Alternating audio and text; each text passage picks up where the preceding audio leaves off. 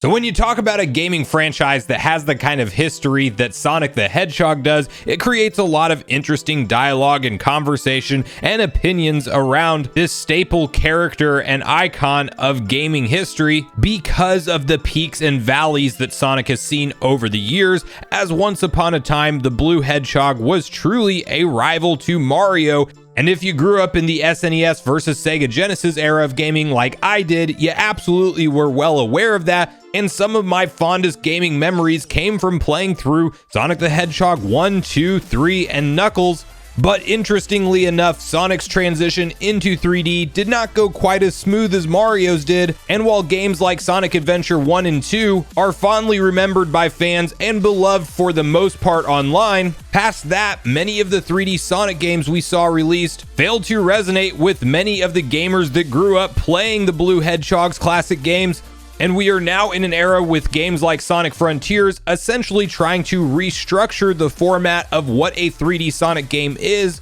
and mold it into something truly new and different. And in today's video, we have to go over some very interesting comments from the series producer that may be indicating what style and type of Sonic games we may see in the future. And we need to go over all the exact details and break down what, if anything, this means for the future of Sonic games right now. What's up, Nation? If it's your first time on the channel, make sure you join Sunbro Nation by subscribing below. Hit the like button on this video if you enjoy it today, and make sure you turn on your bell notification icon so you're kept up to date with all the newest gaming news. As I mentioned, guys, today we are talking about Sonic and really the future direction of this franchise because, of course, we are still relatively hot off the heels of Sonic Frontiers being released and sold on the market, and by all accounts, this game did a ton right for the Sonic series, as fans are definitely skeptical when you see a 3D Sonic game being developed. We've seen Sega over the years hype up major 3D Sonic releases and really just see them ultimately fall flat on their face or try to do different unique gameplay mechanics that really just don't create an overall enjoyable experience. And I personally feel that while Sonic Frontiers is not a perfect game by any stretch of the imagination, it did so much right and it is just objectively fun at the end of the day. At least that's how I feel, and I think many others resonate with that as well. Not to mention, there was some pretty exciting sales data that came out back in early December 2022 that did indeed suggest that yes, it's actually one of the most successful Sonic games of all time from a sales perspective, at least for how it started off, as it had already crossed 2.5 million copies sold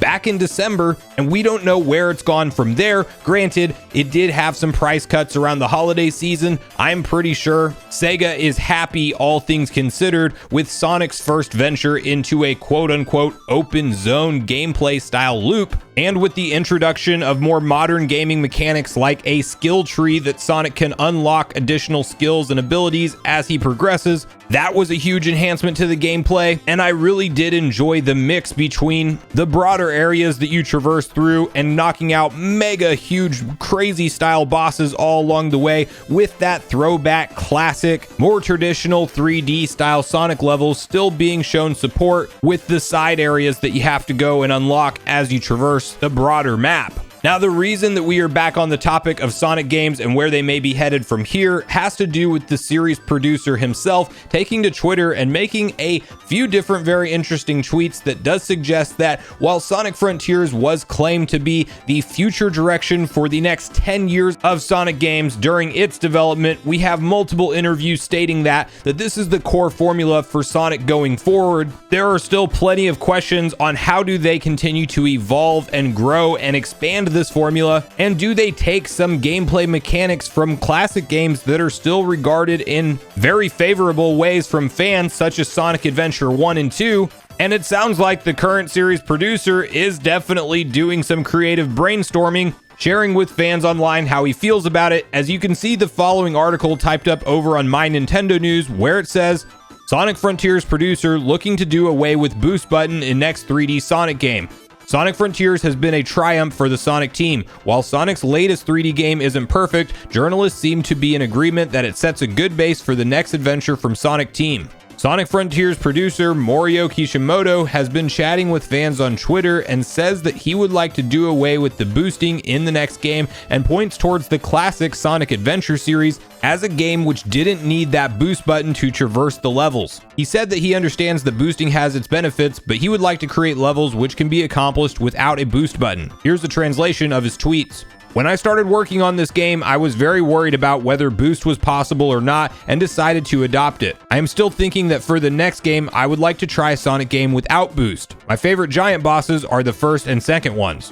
Of course, we understand the benefits of boost. I will both coexist and experiment with boost and spin dash, so don't worry. However, I also have a desire to try a level design without boost like the Adventure series. After all, the Adventure series is legendary. So at this point, we're obviously still quite a ways out from finding out any of the future plans for new Sonic games because, as mentioned, Frontiers just came out in November of last year. We still have a long life and roadmap ahead of us for this Sonic game. Specifically, we will actually be seeing new content dropped into Sonic Frontiers this year in 2023. But you do know that with Sega's forward momentum around Frontiers and seeing the successful sales numbers that it has so far, that they have to be feeling somewhat reinvigorated and primed and ready to start working on what is next, especially from a creative aspect, and that's where it gets really interesting. Do we see them go back to more of an adventure style gameplay at its core in terms of ditching boost and not making it a requirement to traverse through the levels? And does that sound counterintuitive to what Sonic is, and going fast as possible seems like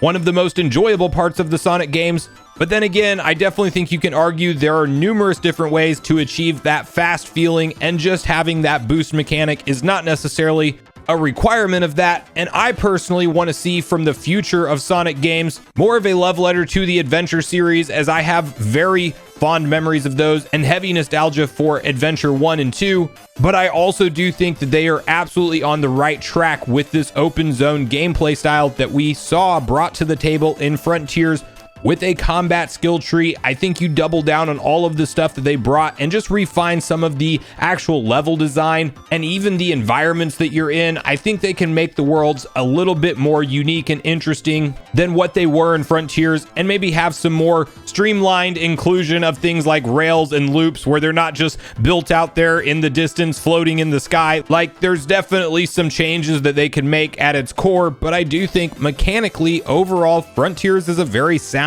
game, and one that they may just need to tweak and refine slightly to take it to the next level. And I also hope that we don't see the total abandonment of the 2D Sonic games, because I think you could create an entire series out of Sonic Mania alongside having these new 3D Sonic experiences, because as somebody who grew up in that Genesis era that had so much fun with those classic level design and 2D Sonic at its greatest, and then most recently with the release of Mania, I got fully immersed back into that world, that gameplay style, and that gameplay loop, and it is honestly a 10 out of 10 game in my book, and one that I would boot up any day and have a ton of fun with. And now that we have the Sonic Origins collection that still needs a physical release, by the way, you can only buy that collection digitally currently, and I hope that Sega does actually bring it to market like we ultimately saw them do with Sonic Mania. I think you do a 2D Sonic game going forward, and you sell that at a $30 to $40 price point at launch, and then you have kind of a tick-tock cycle where 1 year we get a 2D Sonic and 1 year we get a 3D Sonic. And maybe if they do go more grand in scope for the 3D iterations, those are actually 3 or 4 years apart. But at the end of the day, I really love to see all of this forward momentum and new ideas coming out of the Sonic franchise, and I think it has a bright future ahead of it, not to mention the mainstream eyeballs that are back on Sonic due to the success of Sonic 1 and 2, and we know to expect Sonic 3 to be in the movies soon. And it makes you wonder how much that's inspiring to Nintendo and their broader plans with Mario around the upcoming movie and a potential 2023 game coming out for him. This is an exciting time to be a gamer, especially if you grew up back in the old school generation of gaming and you see where it is headed now with some of these classic household names like Sonic and Mario. But I really want to hear from you guys at this point in the video, your personal level of enjoyment around Sonic Frontiers, and did you think that it was the right step for the franchise to implement some of the gameplay mechanics that they did this time, such as the combat skill tree and broader open zone traversal? And do you think that they should stay the course with this going forward, or should Frontiers be a one-off and they should actually go back to the drawing board entirely and create some kind of different from the ground up 3D Sonic experience? And what would you like to see that be? And do you personally hope that we actually one day truly get a game titled Sonic Adventure 3 that is just true to that formula but brought back in the modern era with modern enhancements? And bonus question, are you like me and you want to still see support for classic 2D Sonic alongside of 3D major releases? And what do you think about games like Mania and Sonic Origins being now the best way to play all of the classic 1 through Sonic and Knuckles and Sonic and CD? So regardless of your thoughts and feelings on everything we talked about today, I do look forward to hearing from you all in the comments down below before you leave the video, as I do look forward to getting a back and forth conversation started with you all around these topics. Go watch yesterday's video next if you haven't already, which is on screen right now. Also make sure you like, subscribe, turn on your notification bell, and I will see you guys in the next video.